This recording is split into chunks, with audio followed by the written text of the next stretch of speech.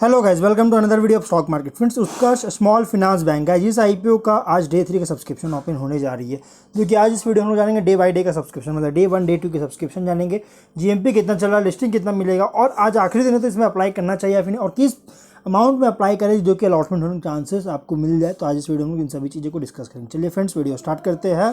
तो अगर ये जो आईपीओ 12 जुलाई को ओपन हुआ था और 14 जुलाई को आज मतलब आज के दिन क्लोजिंग का डेट रखा गया। 10 रुपये का फेस वैल्यू, 23 टू 25 रुपीज़ पर शेयर की प्राइस बैंड, 600 शेयर्स के लॉट साइज, 500 करोड़ का इशू साइज है। और अगर फ्रेश इशू की बात करें तो 500 करोड़ का किया जा रहा है। Book build issue IPO BSE NSE दोनों में लिस्टेड होने जा रहा है, जो कि लिस्टिंग का डेट है 24 जुलाई 2023 का। अमाउंट 15,000 रुपीज़ का मिनिमम अमाउंट पे करना होगा। रिजर्वेशन की बात करें तो एंकर को 44.5% का ऑफर दिया गया, क्यूआईबी को 29.7% का, एचएनआई को 14.85% का, रिटेलर्स को 9.9% का, एम्प्लॉय को 1% का ऑफर दिया गया है। प्रोमोटर्स है कंपनी के उत्कर्ष कोर इन्वेस्ट लिमिटेड, इस कंपनी के प्रोमोटर्स है। प्री इशू होल्डिंग है 84.75% का और पोस्ट इशू 69.28% का होल्डिंग्स देखने को मिल जाएगा। और अगर हम बात करें गाइस इसका पी रेशियो तो 6.78 रुपीज़ का 6.78 टाइम का है, जो कि बहुत ही लो पी रेशियो, एक बहुत अच्छी बात है। यहाँ पे डेट टू इक्विटी लेकिन बहुत ज़्यादा 8.03 का डेट देखने को मिल रहा है। ईपीएस बहुत ही लो है 4.52 रुपीज़ का, लेकिन रिटर्न ऑन नेटवर्थ भी एवरेज है 20.22% का। ऑब्जेक्टिव क्या है तो कंपनी जो है फ्यूचर कैपिटल रिक्वायरमेंट को मीट करने के लिए टियर 1 कैपिटल बेस का जो है सो यहाँ पे ऑगमेंट करना चाह रही है, सीसू के थ्रू जो सो ऑगमेंट करना चाह रही है। और साथ में एक्सपेंसेस जो होता है, मतलब एक्सपेंसेस से रिलेटेड जो इशू होता है ना, वो मतलब कि फुलफिल करने के लिए आईपीओ लाया गया है। सब्सक्रिप्शन अगर देखा जाए तो यहाँ पे हम लोग टोटल सब्सक्रिप्शन देखेंगे। क्यूआईबी से 4.22 टाइम का सब्सक्रिप्शन बहुत ही शानदार देखने को मिल रहा है, लेकिन एचएनआई से 30.18 टाइम का, जो कि बहुत ही स्ट्रॉन्ग, और रिटेल भी यहाँ पे 40.21 टाइम का बहुत ही स्ट्रॉन्ग ओवर सब्सक्राइब डिमांड बहुत ज़्यादा देखने को मिल रहा है एचएनआई और रिटेल से। एम्प्लॉय से 9.36 टाइम्स का है, जो कि इसमें भी कह सकते हैं कि बहुत ही अच्छी यहाँ पर सब्सक्राइब देखने को मिल रहा है। टोटल 17.69 टाइम का सब्सक्रिप्शन देखने को मिला है। अगर हम डे बाय डे का देखेगा तो यहाँ पे डे 1 में क्यूआईबी से कोई भी सब्सक्राइब नहीं किया था। और गाइस हमेशा क्यूआईबी जो होते हैं ना, क्वालिफाइड इंस्टीट्यूशनल्स या फिर एचएनआई वगैरह जो होते हैं, ये आखिरी के दिन में ही अप्लाई करते हैं, क्योंकि ये लोग डेली बेसिस पर ट्रैक करते हैं कि कंपनी का परफॉर्मेंस कैसा, आईपीओ का परफॉर्मेंस कैसा है, किस तरह की परफॉर्मेंस चल रही है, अट्रैक्ट कर पा रहा है या फिर नहीं, इन्वेस्टर्स को अट्रैक्ट हो पा रही है या फिर नहीं।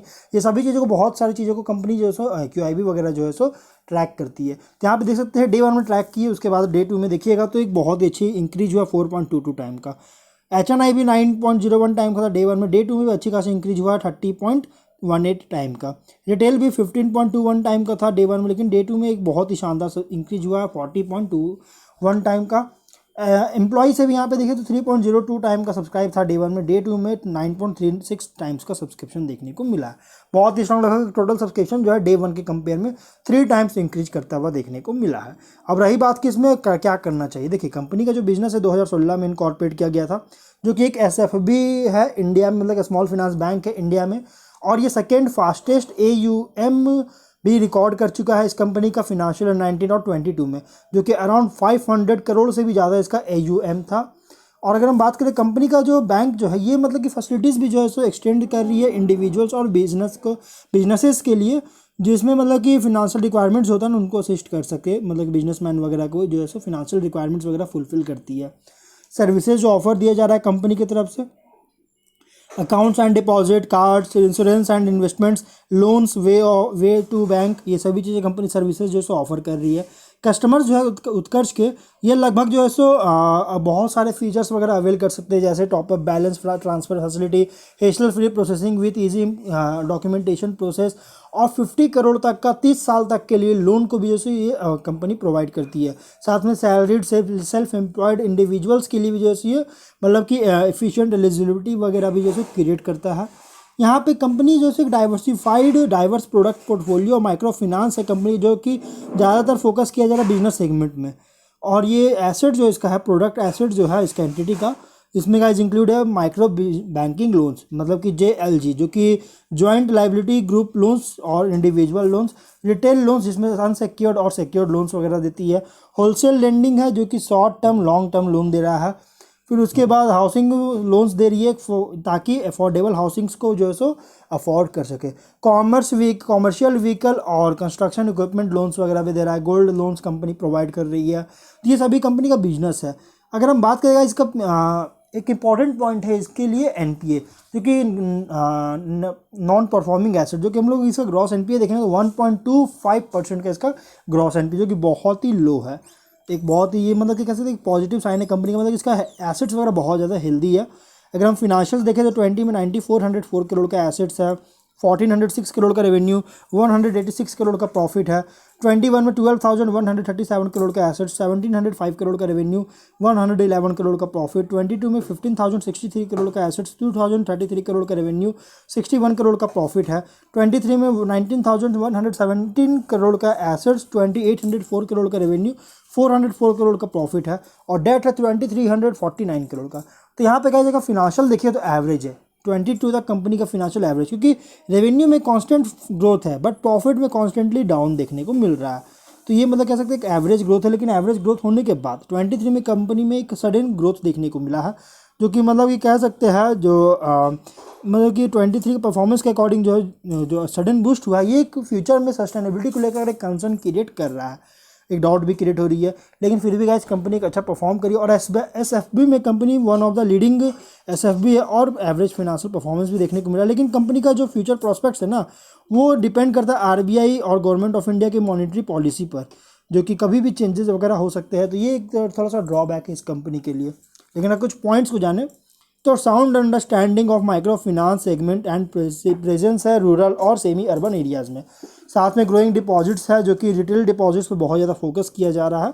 डाइवर्सिफाइड डिस्ट्रीब्यूशन नेटवर्क है सिग्निफिकेंट क्रॉस सेलिंग अपॉर्चुनिटीज़ के साथ, जिसमें कंपनी बैंक के पास 686 बैंकिंग आउटलेट्स है 22 स्टेट्स में और यूनियन टेरिटरीज में, और 224 डिस्ट्रिक्ट्स को जैसे कवर कर रही है।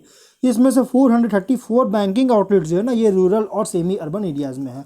यहाँ पे एक और अपडेट आएगा, एक और चीज़ है कि कंपनी ने कोविड पीरियड के टाइम में लगभग 50 के आसपास जो है नई बैंक्स का जो है इनॉग्रेट वगैरह किया था। यहाँ पे साथ में कंपनी स्टेबल ग्रोथ देखने को मिल रहा है कॉस्ट इफिशिएंट ऑपरेशनल परफॉर्मेंस के साथ। लेकिन रिस्क क्या है, जो मैंने बताया कि आरबीआई और गवर्नमेंट ऑफ इंडिया की तरफ से जो है एक नॉर्म्स वगैरह होता है, प्रोडेंशियल नॉर्म्स रिक्वायरमेंट जो होता है, रेगुलेटरी रिक्वायरमेंट वगैरह बहुत स्ट्रांग होता है। तो इसमें से कोई भी अगर चेंजेस वगैरह होता है या फिर कंपनी इस चीज़ को फुलफिल नहीं कर पाती है, इन्हें कंप्लाई नहीं कर पाती है, तो इस कंपनी का business results, financial condition, cash flow वगैरह पे बहुत ज़्यादा अफेक्ट पड़ सकता है। प्लस का बैंक जो है करेंटली जो है डिपेंडेंट है माइक्रो बैंकिंग सेगमेंट में, और खासकर जेएलजी लोन्स पर, मतलब कि जॉइंट लायबिलिटी ग्रुप पर।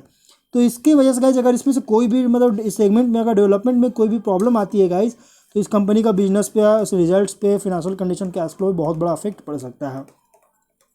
बैंक का जो बिजनेस है ये, इसमें जो है कुछ बहुत ज़्यादा इंटरेस्ट रेट रिस्क रहता है वो, और वल्नरेबल रिस्क रहती है, जिसके कारण का अगर ये इंटरेस्ट रेट्स में वोलाटिलिटी होती है और या फिर मैनेज या फिर नेबिलिटी होती है, मतलब नहीं कर पाती है, मतलब कि इंटरेस्ट रेट रिस्क को मैनेज वगैरह नहीं कर पाती है गाइस, तो इसकी वजह से कंपनी का net interest margin, treasury operation से income, business, financial condition, result of operation, cash flows बहुत ज़्यादा अफेक्ट पड़ सकता है। तो ओवरऑल अगर देखा जाए तो कंपनी का प्राइस बैंड अच्छी खासी प्राइस पे इसकी आईपीओ मिल रही है, बहुत अच्छी प्राइस पे इसकी आईपीओ मिल रही है।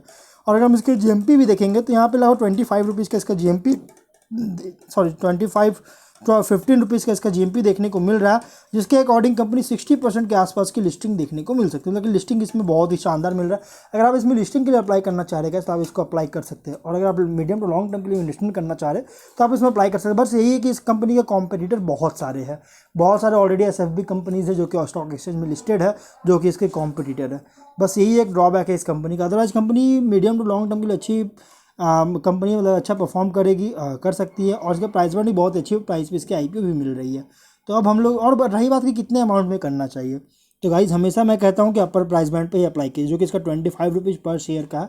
इस प्राइस बैंड पे अगर अप्लाई करते हैं तो आपका अलॉटमेंट होने के चांसेस थोड़ा सा ज़्यादा रहते हैं।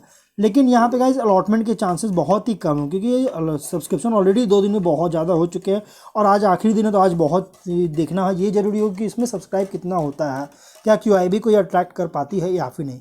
तो गाइज अब हम लोग वीडियो कहीं पर एंड करते हैं। अगर कोई डाउट है कमेंट बॉक्स में पूछे। मिलते हैं नेक्स्ट वीडियो में। Till then bye.